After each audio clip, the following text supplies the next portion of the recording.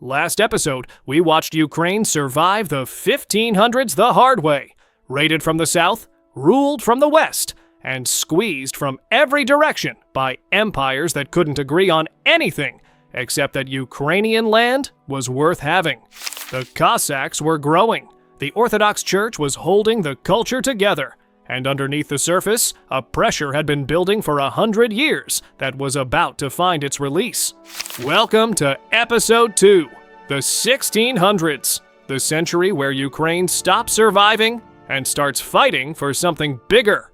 The 1600s opened with the Polish-Lithuanian Commonwealth at the absolute peak of its power. Its territory stretched from the Baltic Sea to the Black Sea steppe. It was one of the largest states in Europe, and it controlled most of Ukraine. But size and power are different things. The Commonwealth was vast and increasingly fractured. Polish Catholic nobility dominated everything. Ukrainian Orthodox nobles were marginalized, and the Cossack military force on the eastern frontier was growing faster than Warsaw could manage. The Cossack Register, the official list of Cossacks recognized and paid by the Polish crown, was a constant source of tension. Warsaw wanted fewer registered Cossacks. The Cossacks wanted more. It sounds bureaucratic. It was actually the central conflict of the century. Every time the Polish crown reduced the register, cut the number of officially recognized Cossacks, thousands of experienced warriors were suddenly stripped of their status and told to go back to serfdom. They did not go quietly. Before Khmelnytsky, there were others. The early 1600s saw a series of Cossack uprisings: Nalivayko, Sahaydachny, Pavliuk, Ostrianin, each one suppressed, each one leaving deeper wounds. Each uprising followed the same pattern. Cossack grievances boil over, Polish armies suppress the rebellion, harsh terms are imposed, and resentment deepens. Warsaw kept winning the battles and kept losing the war. The 1638 suppression was particularly brutal. The Cossack register was slashed. Their self-governance was stripped away. A Polish nobleman was appointed to oversee them. Cossack leaders called it the Golden Peace, with maximum sarcasm. And then came Bohdan Khmelnytsky, and the Golden Peace lasted exactly 10 years. Khmelnytsky was not a peasant revolutionary. He was a registered Cossack officer, educated, experienced in military campaigns, fluent in multiple languages. He had served the Polish crown loyally for years. What broke his loyalty was personal. A Polish nobleman, Chaplinsky, seized his estate, abducted his wife, and flogged his son. Khmelnytsky sought justice through legal channels. The courts ignored him. Warsaw ignored him. So, he went to the steppe. He rode to the Zaporozhian Sich, rallied the Cossacks, and then did something that shocked everyone.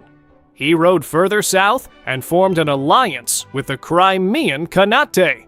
Yesterday's raiders, today's allies. War makes strange partnerships. In 1648, Khmelnytsky launched what would become the largest uprising in Eastern European history.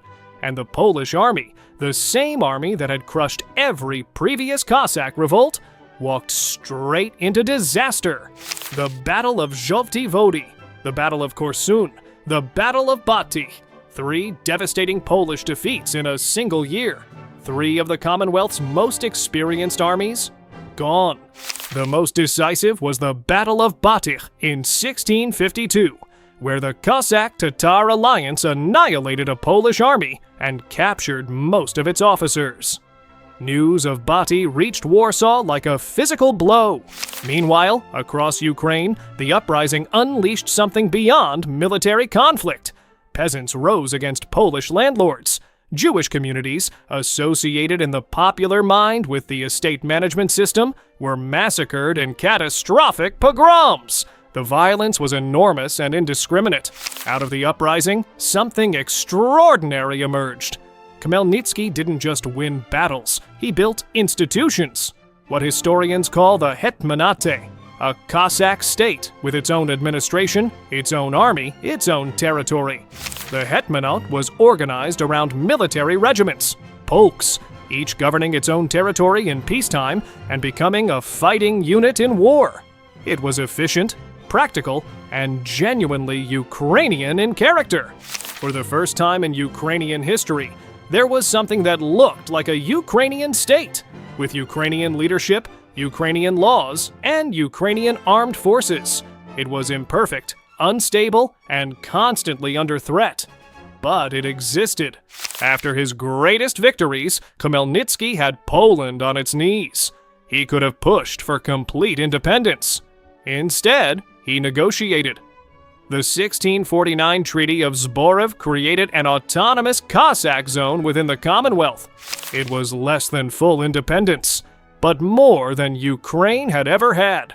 A registered Cossack army of 40,000. Orthodox rights guaranteed.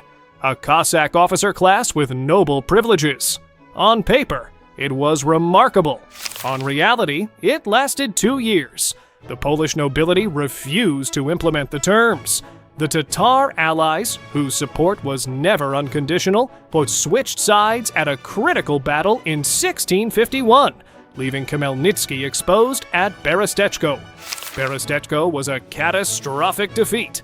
The 1651 Treaty of Bila Tserkva slashed the Cossack register from 40,000 to 20,000 and stripped away many of Zboriv's gains. The window that had opened was closing. Khmelnytsky was in an impossible position. Poland was regrouping. The Tatars were unreliable. The Ottoman Empire was an option, but accepting Ottoman suzerainty meant becoming a vassal of a Muslim empire, which the Orthodox Cossacks found deeply problematic. That left one option: Muscovy, the Russian Orthodox state to the north, growing in power, sharing the same faith, and very interested in Ukraine's predicament. In January 1654, Khmelnytsky called a council at Pereyaslav. At Pereyaslav, the Cossack council voted to accept the protection of the Russian Tsar. It seemed straightforward: an Orthodox people seeking protection from an Orthodox ruler. What it actually was is still being debated. Was it a military alliance between equals, a personal union under the Tsar's protection, or a permanent incorporation into Russia? The Ukrainian side understood one thing. The Russian side understood something completely different. The document was dangerously ambiguous. Khmelnytsky likely believed he was getting a protective alliance that preserved Cossack autonomy. What he actually signed was interpreted by Moscow as permanent submission. The ambiguity of Pereyaslav would haunt Ukrainian history for the next 3.5 centuries. Khmelnytsky died in 1657, before he could see what Pereyaslav had truly set in motion. What followed was a period so catastrophic that Ukrainians named it simply the Ruin. With Khmelnytsky gone, the Hetmanate fractured.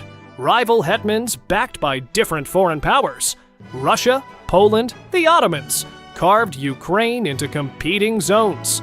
There were years when Ukraine had 2 or even 3 hetmans simultaneously. In 1667, Poland and Russia settled their own conflict at Ukraine's expense. The Truce of Andrusovo divided Ukraine along the Dnipro River. The right bank went to Poland. The left bank went to Russia.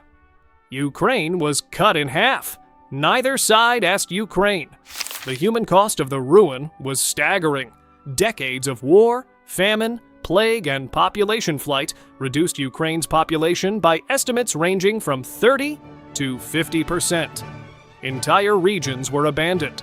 Cities that had thrived under the Hetmanate stood empty. The century ended with one last desperate attempt to break free. Ivan Mazepa, hetman from 1687, brilliant, educated, culturally sophisticated, spent 20 years building Cossack strength under Russian suzerainty. When the Great Northern War gave him his opportunity, Peter the Great of Russia overstretched, Swedish King Charles XII offering alliance, Mazepa made his move. In 1708, he switched sides to Sweden. It was a bold gambit, and it failed catastrophically. At the Battle of Poltava in 1709, just outside our century's end, Peter the Great crushed the Swedish Cossack alliance. Mazepa fled into exile and died shortly after. Peter's revenge was total. The Zaporozhian Sich, the Cossack fortress republic that had existed for nearly 2 centuries, was destroyed by Russian forces. The Hetmanate's autonomy was systematically dismantled. Ukraine's first state experiment was ending. So what did the 1600s give Ukraine? In 1 century, Ukraine had its greatest military victories and its worst defeats. Its first state, and the beginning of that state's dismantlement. Khmelnytsky remains the most contested figure in Ukrainian history, a liberator who won unprecedented freedoms, and the man whose most consequential decision opened the door to Russian domination. Hero and tragedy in the same person. But the Cossack century left something permanent: the memory of self-governance, the proof that a Ukrainian state was possible, the cultural confidence of a people who had, however briefly, ruled themselves. Next episode, the 1700s. The Hetmanate is dismantled piece by piece.